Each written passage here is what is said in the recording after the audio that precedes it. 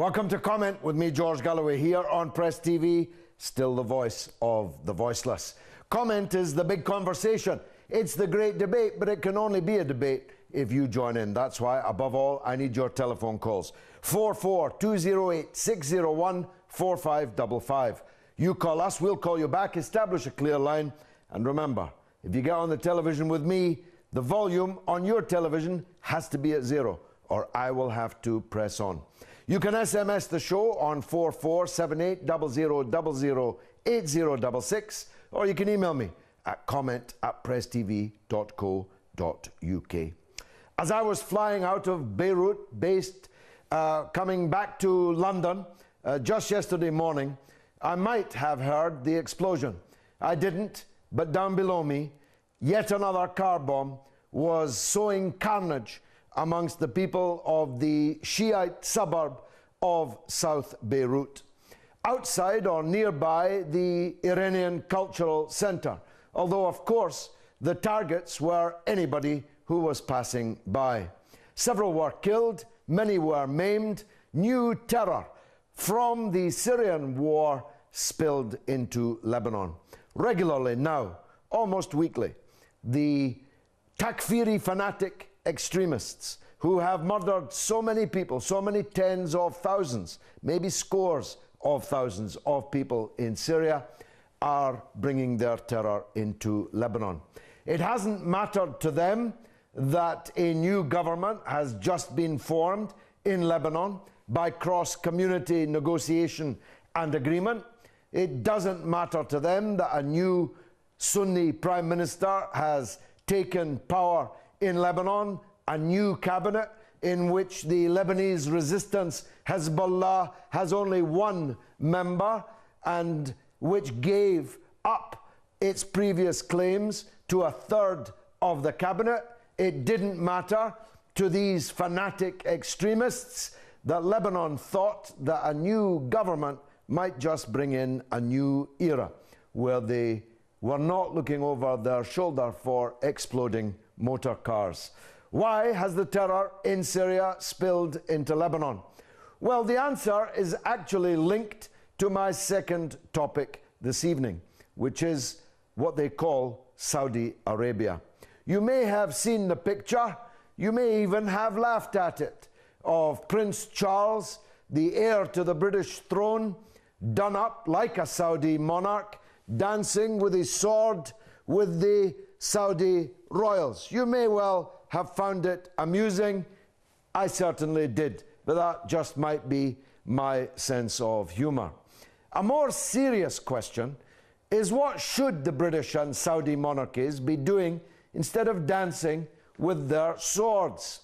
After all, Prince Charles is the heir to the throne of a British state which is going around the world destroying people's lives, which can't keep its pensioners warm in the winter time, but can set fire to other people's countries with monotonous regularity, which, along with its buddy, the United States of America, has invaded country after country after country, and which, with its buddy, the United States of America, continues to arm and fund and diplomatically, politically bankroll the Zionist settler state they call Israel.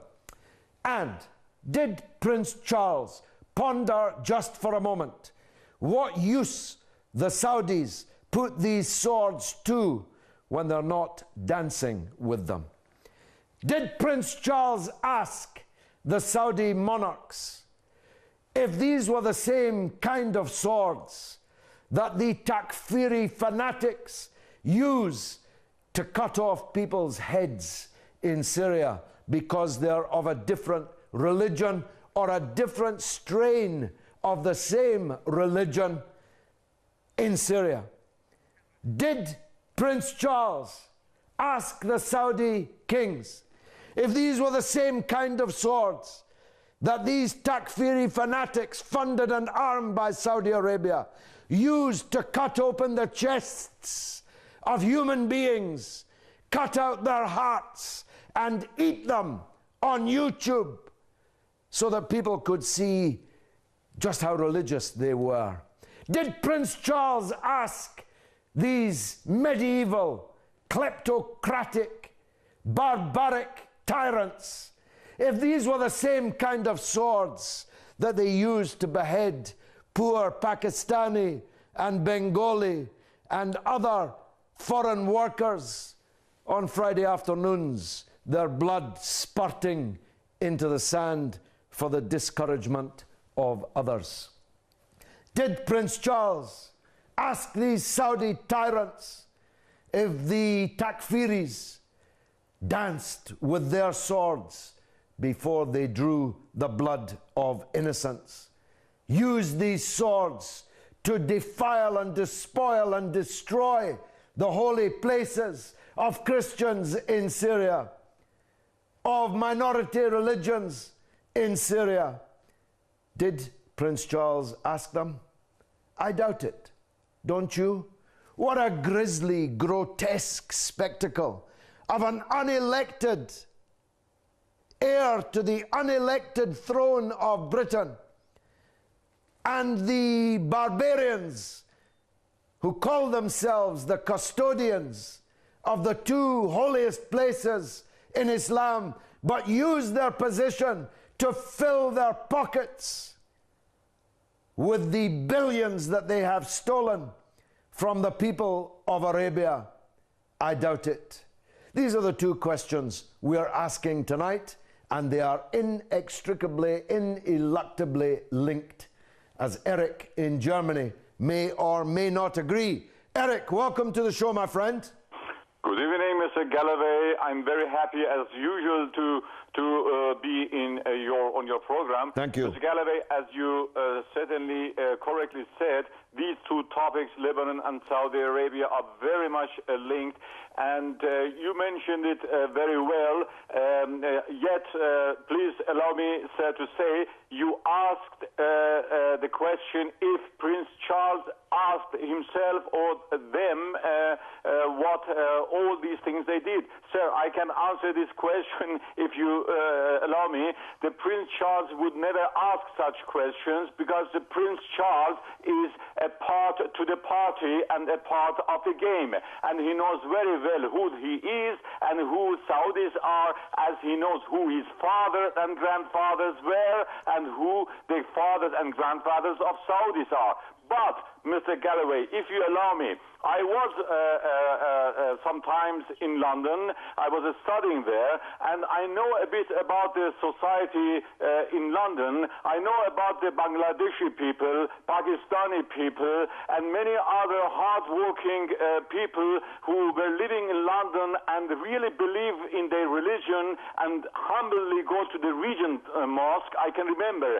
Therefore, Mr. Galloway, if you allow me, I will ask all your questions these people who really honestly believe in their religion.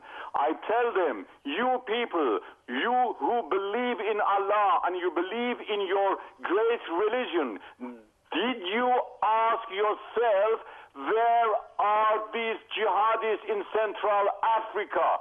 2.5 million Muslims are being evacuated. Tonight I saw on a Sky channel an old Muslim man who was crying and saying, people help us, they are cutting us like tomatoes. And that is in Central Africa. That is an Islamic Holocaust. Where are you jihadis? Don't you ask yourself, people who are hand in hand with Bush, people who are hand in hand with Prince Charles, people who are hand in hand with Mr. Hollande, if his hand is not in the hand of his new lover, these people you call jihadis and Muslims, don't you ask yourself what is going on? Don't you see that they are ruining the Islamic world all over the place? They are putting fire on your home and they are encircling you in your home. And in Regent's Park, the agents of the Saudi who are hand in hand with these murderers, they recruit you and send you, and you will be killed. And after the Zionist agenda is over, no one wants to hear anything from you like they did it in Afghanistan. Magnificent, magnificent, Eric. I really could not have made that any more powerful. eloquent than you just did. Central African Republic, Muslims are being massacred, and the Western governments are turning away. But even more despicable, as you rightly say, these jihadists are murdering Muslims in Syria whilst Muslims are being murdered in the Central African Republic, and about it they have nothing to say, never mind do. Muslims, Rohingya people in Burma are being massacred. Where's the jihad there? Muslims are being massacred by other Muslims in Syria, in Lebanon. The Muslims are being massacred in Palestine, in Gaza. Where's the jihad from these people? Instead, as you say, they're hand in hand with tyrannical, hypocritical barbarians in the so-called Saudi Arabian royal house and their allies, George Bush, Tony Blair, and all the rest of them. Eric, my blood's up this evening, and you got it boiling even more. Thanks for the call. Bagir is in Copenhagen. Bagir, what would you like to say? Hi, George. I'll say Prince Charles's visit to Saudi Arabia is condemnable, and I'm very angry about seeing how foolish you look like. You know, it's very worrying to just because George Galloway, you came from Lebanon, and yesterday a terrorist attack occurred. So, yeah, you see this crazy prince you have in the UK, George. He had said nothing about what happened yesterday. No. And he's doing nothing. Nothing. Let's take it from a different angle, Bagir. Yeah. 13 of the 19 mass murderers on 9/11, 2001 were from the very same Saudi Arabia.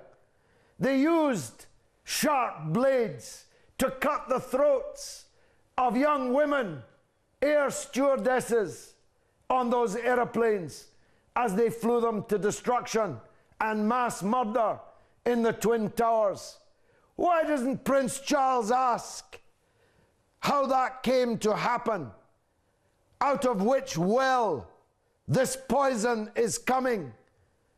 He knows, as Eric in Germany said, where that well is located. That young man that was murdered, butchered in broad daylight on the streets of South London, in Woolwich, they cut his head off. These Takfiri fanatics. Where do they get their money? Where do they get their mindset? Where do they get the political support? The very same Saudi Arabia where Prince Charles was dancing like an idiot, like a clown, just yesterday. That's my point of view. You might have yourselves a different one. We're asking about the British-Saudi sword dance and the British and Saudi monarchies, representing two states which in their own way are exporting Takfiri extremist fanaticism, bloodthirsty, murderous, mutilators. Didn't Prince Charles give it a moment's thought? And we're asking about the spillover from the murder and mayhem paid for by Saudi Arabia in Syria onto the streets of Lebanon.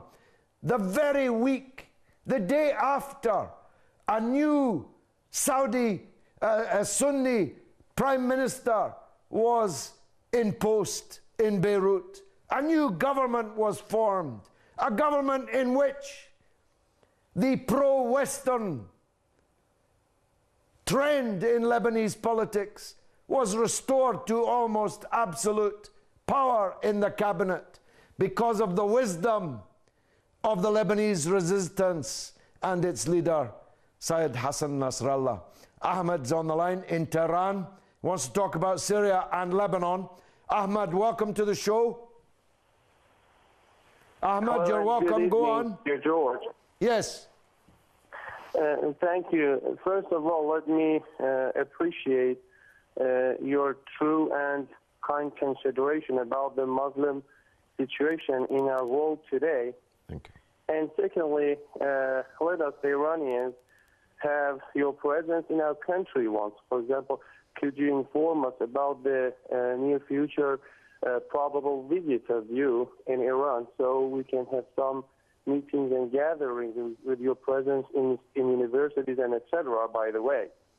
Inshallah, it's been some years since I was in Iran. I've only, I think, been there twice, so perhaps it's overdue another visit. Yes, go ahead, Ahmad. Okay, thank you. Okay, as you said that extremism is firing up the Muslim world everywhere, I just wanted to quote the recent meeting between Sayyid Hassan Nasrallah and Saad Hariri in Lebanon, although there has been very few release of news from this meeting, but accordingly the result has been the government, the new government of Lebanon. I want your analysis about the meeting. And another point which I really see positive is the absence of Bandar bin Sultan recently during the last month or two from the political scene of the era. And another point that I want you to comment and inform us about is the real role of the Western think tanks. For example, the Chatham House, the Brookings, Carnegie, or even U.S. Institute of Peace. I think that we Muslims, or in general all public around the world, should know these institutes who play a significant role as the think tanks of the Western powers. And actually their policies differentiate to times. For example, they wanted to topple Bashar al-Assad in less than a month or two or three, but it's more than 3 years, so they have changed their strategies. And even the Western powers are very peculiar and are worried, are concerned about the inflation of extremism and jihadist groups. So they are changing. I think they have to reconsider some of the things they've taken for granted.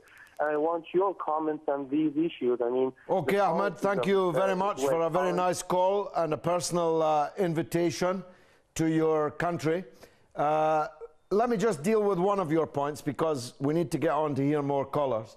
And that is the rationale behind the decision of Hezbollah to back down and allow a new government to be formed in Lebanon, where they do not have the blocking majority that they had before. You'll recall the previous cabinet had 1/3 of its members from Hezbollah. And on terms of the number of votes that they get, terms of the size and importance of the community that they represent in Lebanon, that was very far from an over-representation. But now Hezbollah has only one member in the government. The March 14th tendency, the pro-Western Sunni Muslim trend within Lebanon, has all the important posts now in the cabinet in Lebanon. And I support that, because Sayyid Hassan is a very, very wise man. He considered that what was necessary was to try and take some tension out of the political situation in Lebanon, that this might help the security situation in Lebanon, that it might allow the presidential election in just 3 months' time to go ahead in Lebanon, whereas that timetable was endangered by a continuation of the situation in which there was no government at all in Lebanon for the last 11 months, the longest ever in Lebanese history. And Sayyid Hassan made a very powerful speech whilst I was there in the country this week, and he made clear where the resistance stands on matters regional, vis-a-vis Syria, on Lebanese matters, and on Palestinian matters. He devoted much, maybe most, of his powerful address to the issue of occupied Palestine. If only other Arab rulers would do the same. Let me go to the aforementioned Saudi Arabia and talk to Musa. Musa, welcome to the show. Yeah. Go ahead, sir. Go on, Musa. Turn your volume down. Turn the volume down. Yeah, go on. Thank you for the good work that you are doing. Nobody can reward you unless Almighty Allah can reward you.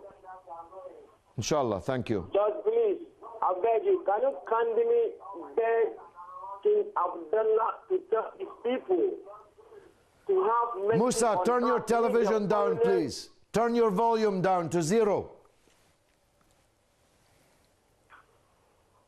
Please, can you kindly tell King Abdullah to tell his people to have mercy on us? We, the foreigners that were in the country, George, police people are killing. Same thing with the foreigners that were in the country. On the street, you see a police in a uniform. George, police supposed to save people's life, not to kill people. George, please, what they are doing is very bad, George. We are in the country. We know that we are in the foreigner, but they should give us time to go back to our country. But the whole world, that is illegal. Okay, look, Musa, you need to go off loudspeaker. Go switch off loudspeaker on your phone while I'm answering the first of your points. And I should have, in my opening remarks, made this more clear. The Saudi dictatorship is not just exporting terrorism around the world. It is suppressing its own people, whether Sunni or Shia, suppressing, oppressing, and robbing and stealing from its own people. The vast majority of people in Arabia are decent, good, God-fearing Muslim people. They don't deserve a dictatorship like they're living under. And these swords that they were dancing with, they use on their own people as well as they use them on others. Musa, try again. Give me your next point. Yeah, George, my next point is that, George, please tell them, they should just give us enough time to go back to our country. But how they are treating us, George, it's not fair. We go back, but we need extra patience. Let us pleading with them. Now you see people, police chasing, catching, killing. It's not fair. It's a holy country. Well, look, that's a very heartfelt plea, Musa. There are so many things wrong in that country. We'd need to be a whole week here on Comment to discuss them all. Thanks for the call. Let's squeeze in Ali in New York before the break. It's a very short break, and Ali's call will have to be a short one. Go ahead, Ali. Hi, sir. Thank you so much, Mr. George. It has been a privilege. I have been trying hard for the last 2-3 months. But thank you so much for attending my call. Welcome. I know that our discussion is going on regarding Lebanon and regarding Saudi Arabia. Hello? Yes, go on. Okay. So, I mean, my fear is that, what would be the end of this sedition which these Takfiri groups are carrying on? I hope that, the Lebanon security forces would be able to deal it. But is there their frustration now in Syria that they are going somewhere else to create issues? Well, that's absolutely certain, Ali. They're coming to New York and they're coming to London. The head of the CIA just told the Congress this very point. And in London, the British Foreign Office, which sent these Takfiris to Syria in the first place, having sent them 30 years ago to Afghanistan in the very first place, are now saying that the biggest single threat to British security is returning fanatics coming from Syria. You couldn't make it up, Ali. It's a policy that is close to insanity. So yes, when they are defeated in Syria, they're coming to a town or city near you and me and everybody watching this show. We're talking about Syria, Lebanon, Saudi Arabia, and Britain. I'll be back after a very short news bulletin, just 3 minutes. So don't go away. There'll be more comment here on Press TV right after this.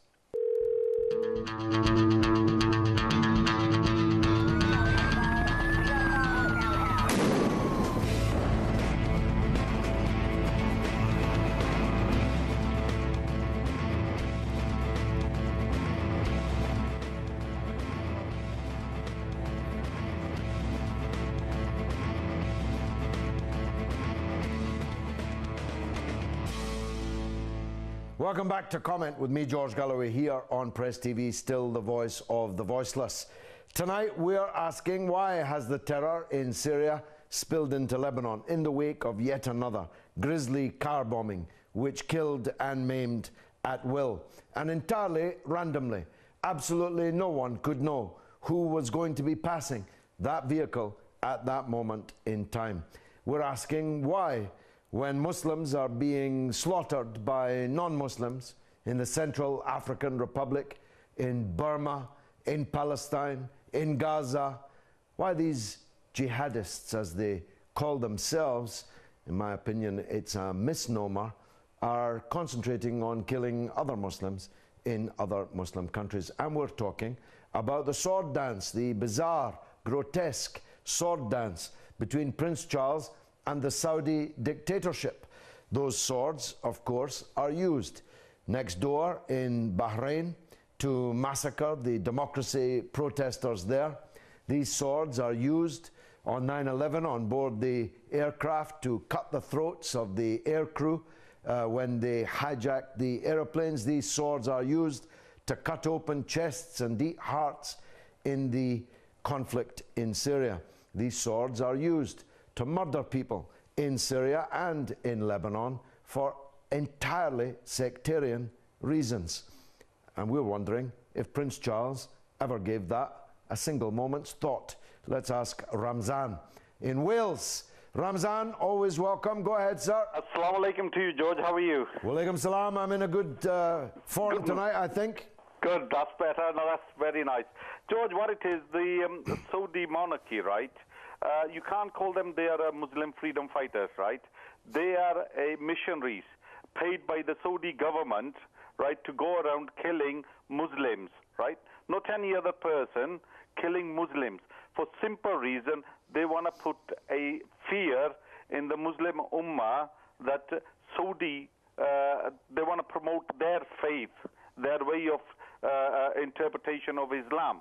And them dancing to Prince Charles and Prince Charles dancing with them is like the monkeys are dancing with one another, right? The reason why, because the Saudi is using their money, right, to buy our ammunition from the British government, so we have to dance along our Prince Charles has to dance. That's right. You're right. Them. That's why Charles was dancing. That's it, exactly. He was dancing for money, actually. Exactly. So therefore, that's what it is, and it's sad, you know, that what you just said earlier on, the 11 of the terrorist bombers or the suicide on the planes were Saudi. Nobody went and attacked Saudi Arabia because for simple reason, the Saudi government have invested so much money in America, right? And that is the only reason why. It's the money. It's the money talk. It's nothing to do with the human rights and you're right. what America brings out. It's not Obama brings as out. I always say, Ramzan, it's not about the prophets, peace be upon them. It's about the prophets and how to get a bigger piece of them. Ramzan, thanks for that call. Thank you, as always. Take care. Very good to hear from you. We're talking about the British and Saudi monarchies. What should they have done instead? Well, Britain could have announced there that it was going to stop invading and occupying Muslim countries, and it was going to stop supporting with money and weapons and diplomatic and political support the oppressors of Muslims in Burma, in the Central African Republic, and in Palestine. They could have, but they didn't. The Saudis could have announced that they were going to cease exporting terrorism around the world. They could have, but they didn't. Nasser is in London. Why has the terror in Syria spilled into Lebanon, Nasser? Go ahead. Nasir? Hello? Yes, you're on the air, brother. Go ahead. Yes, good evening, George. Thank you for having me. You're welcome. Go on. Well, first I start with the poodle of the West, the poodle of the Zionists, which is the Saudis. And when I say the Zionists are the oxygen for the Saudi, without them, they are not in a power. So their days, basically are numbered. You see, they're hanging on them. If you look what's happening in Bahrain, those bunch of hypocrites who are responsible for thousands of, of dead, innocent children, women, old men, etc. They have thousands of prisoners of conscience in Bahrain. And when you look at the Prince of United Kingdom going there, not mentioning the atrocities committed by the Saudis. So it tells you that they are the same, in the same family. They are the same family. Well, they are, Nasir, and that's a very good point, because the Saudis invaded Bahrain to help the Saudi-backed dictatorship there to crush the democracy movement. Of course, they haven't succeeded, and democracy will come to Bahrain. But the British are deeply involved in that crime. David Cameron received the dictator of Bahrain with a red carpet in Downing Street.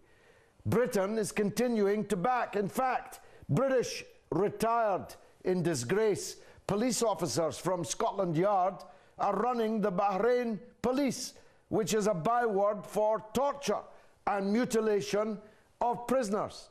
Britain is training the Saudi forces that invaded and occupied Bahrain. So you're right, perhaps the dance was entirely explicable. Perhaps there was nothing surprising about this dance, dancing on the graves of Muslims all over the world. Nasir, welcome. Thanks very much for that contribution. We're talking about Syria, about Lebanon, about Saudi Arabia, and about Prince Charles, who done himself up like a Saudi tyrant, although he was considerably slimmer than the men he was dancing with, but he knew how to hold that Saudi sword. The images are burned into my brain, with Charles with the sword. Really, I don't know who advises people like that. Abdullah is in Libya. We need to hear from him. Another great Western success story. Abdullah in Libya, welcome. Go ahead. Yeah, happy to meet you again, Mr. Galloway. Welcome. Go ahead, sir. Okay. I want to comment about Lebanon. Yeah. Because we were believed that there was a difference between two people. So all what was happened, we put the blame on them. But for now, we now realize that it's not them, it was another person who sit down and check their life, the way their life is going normal, progressing. Hezbollah is not a terrorist group, a group that wants to fight for poor people, that they are breaking their houses, taking their land for farming, taking their water of drinking, teasing their children of going to school, having ID card, check border before go to school. So for today, we fall in love with them. As a matter of fact, I don't know all this. And today I know, but what I'm saying is that Russia has to be very intelligent not to divert their mind into Ukraine and forget about Syria. We have to pray. Well, the Ukraine conflict is directly related to Syria. The United States is challenging the interests of Russia, of Russian-speaking people in the Ukraine, directly as a result of the failure of American policy in Syria. It's as if they're saying, we've lost on the Syrian track, we've lost on the Iranian track, so we're going to have a go right next to you, right in your next door neighborhood. Abdullah in Libya, thanks. Joseph is in London. Joseph, welcome to the show. Joseph? Hello, hi, how are you doing? I'm doing fine. Go ahead, sir. You're on the air. Yeah, I feel sad at what's happening in Syria, and it's obviously despicable that there's some jihadists who's going over there and destroy that country. Mm-hmm. But I don't think, Mr. George Galloway, I don't think you should politicize, or you shouldn't sort of, sort of point the finger. I know you're a good man. I think you're a good man, but I don't think you should politicize it. What do you think? I shouldn't point the finger at who? I mean, the bad time that's happening over there,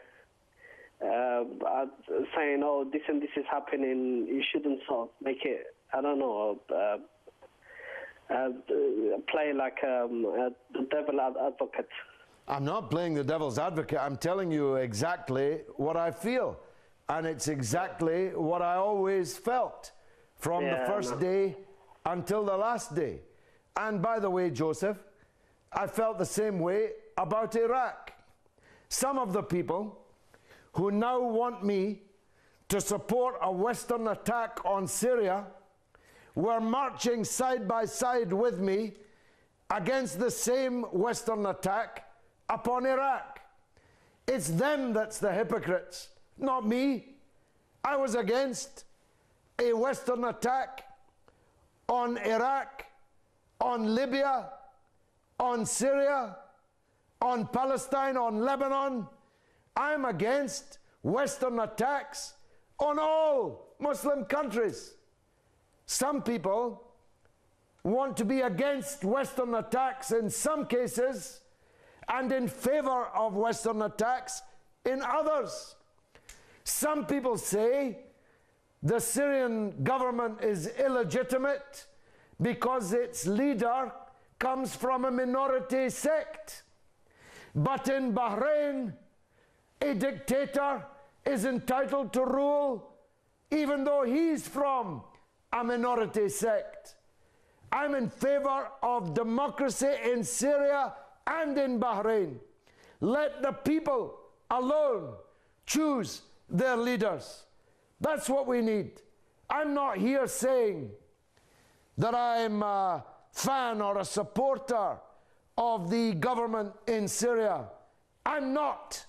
And you can go on YouTube and type my name in, plus Syria, and you will see exactly what I think. But as I often put it, Joseph, and here I'm pointing the finger, I'm not with Bashar, I'm against his enemies. His enemies, the Zionist state they call Israel. His enemies, the medieval barbarism of the Saudi dictatorship and the other potentates in that neighborhood. I'm against his enemies in United States, French and British imperialism, seeking to reoccupy, reinvade, re-exploit countries from which they were driven in the anti-colonial period. So you ask me, Joseph, not to point fingers. What else can we do? We have to blame the people who are truly to blame. What do you think of that? I think you're absolutely right. And basically, we have to basically stand shoulder to shoulder to people who are oppressed and who are also having a hard time or don't have their voice heard. So I am for democracy. I am for peace. But there's other dark players who are. Well, there are. But I'll tell you this, Joseph, as you have a Christian name, I had a conversation, you can see it on YouTube, with Mother Agnes Mariam of the Cross, of the Archdiocese of Homs, Hama and Yabrud, a saintly woman. While I was talking to her, her sisters, nuns, were taken hostage by these head-chopping, heart-eating extremists. Christian churches, monasteries, convents, Sunni mosques, Sunni clerics, Shiite holy places have been despoiled They've tried even to get to the bones of companions of the Prophet. A man who had kissed the face of the Prophet Muhammad, his bones were trashed by these people with their narrow, fanatic interpretation of Islam. I've got to point the finger, Joseph. If I don't point it, who will point it? Who else in the British Parliament will speak like me? Who will say what needs to be said, if not me? And I'll tell you this, as long as God gives me breath, I'll be speaking out against injustice and tyranny everywhere that it is to be found. Thank you for the call. Nuruddin is in Finland. Nuruddin, welcome to the show. Nuruddin? Yes? You're on the air. You're Hello. on television to the world. Come on, go on. No, I'm waiting for my turn. It's not yet on me. It is. You're on the air right now. But George Galloway is You're still talking. to You're Joseph. talking to George Galloway right now, and Hello? you're talking to George Galloway right now, and many parts of the world. So please go ahead. Okay, George Galloway, good evening and nice to have you here once again. Thank you, sir. Please, my comments I really want to make is the corrupt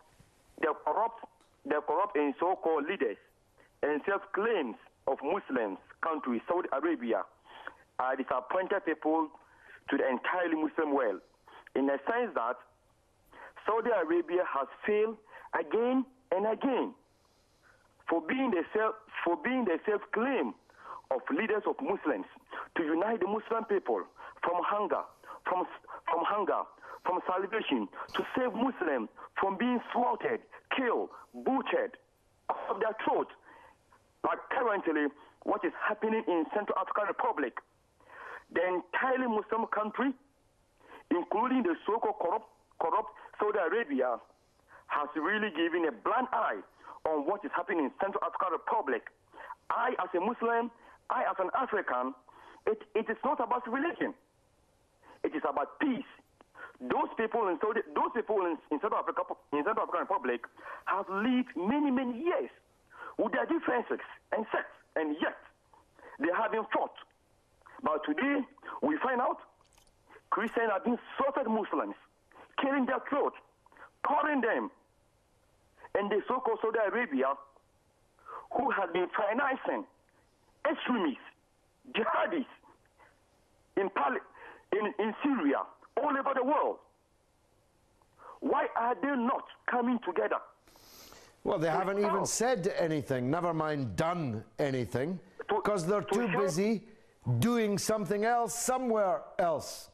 They haven't lifted a finger to save the Muslim people in Burma. They haven't lifted a finger to save the Muslim people in Gaza. They haven't lifted a finger to save the Muslim people in the Central African Republic. In fact, they're belly dancing for the very people who are committing these atrocities. Nuruddin, thanks for your call in snowy Finland.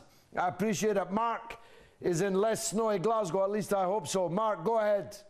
Yeah, hi there. Go on. Just to say, my interpretation of Charles Sachs, Coburg, Gotha, Windsor dancing with the monarchy in Saudi Arabia makes me think the only worst thing in a monarchy is a theocratic monarchy. But both sets of people in both countries are basically being ruled by the least amongst us. When you actually think, the most encouraging thing I've seen recently is when you actually start seeing that some students from poor, underprivileged backgrounds are actually getting better exam results than, say, the middle class, which hopefully is a good sign that the people of the world will maybe one day stand up and actually fight the idea of royalty and monarchism. And the fact that Bandar Bush threatened the country of the United Kingdom with terrorist actions unless they dropped a serious fraud case into their their fraudulent practices with the BA, or then he's out dancing with them. It's ridiculous. That's all I've got to say on the matter. Well, Mark, they didn't just threaten Britain, they threatened Russia, if you recall. They said that the Sochi Games could either be free of terrorism or under the threat of terrorism. And it all depended on what President Putin decided to do in relation to Syria. Bandar Bush is now in charge of terrorism and gangsterism around the world. And it was with his family that Saxe-Coburg, Windsor, was dancing today. Let's get one last call in. Herhatch in Lebanon. Go ahead, please. Okay. Go on. Good evening. Good evening, sir. Go on. Mr. George? Yes, sir. Go on. I would like to congratulate you on this show. Thank you. And the people of Press TV also. Thank you. I'm very proud to be here. I was like following all your shows here and in Lebanon also. I have a question. Yeah. When Russia says to Sisi, like he congratulates him if he is going to become a president, why United States is saying you don't have the right to say who's going to be the president of Egypt, but in Syria and other places they say you have to step down because you are killing your people. It's the same people that Sisi is killing them. And another thing, I just want to understand, what does it mean, armed opposition? Is there something called armed opposition? That's a very good point. In Ukraine, I'm watching what the hell is happening in Ukraine. Well, exactly. I'll tell you this. 50 police officers have been killed, set on fire, stabbed, shot, killed. If that was happening in London, there would be a state of emergency and the entire British media would be wheeled out as part of a propaganda operation to isolate these terrorists. But in Ukraine, they're called opposition. And the policemen are called the terrorists. You couldn't make it up. Thanks for that call from Lebanon. My heart goes out to the people of Lebanon, visited again by Saudi-sponsored terrorism this very week. May God bless Lebanon and Syria and all the places where all the people called us here tonight on comment. God willing, I'll be back next week. Hello, if you comment, your name and a place, you left my number. And just make sure that your television volume's set to 0. So 0. Can you spell your name for me? Yeah, I know. You redirect me through your phone number and then we'll call you back. Comment. And then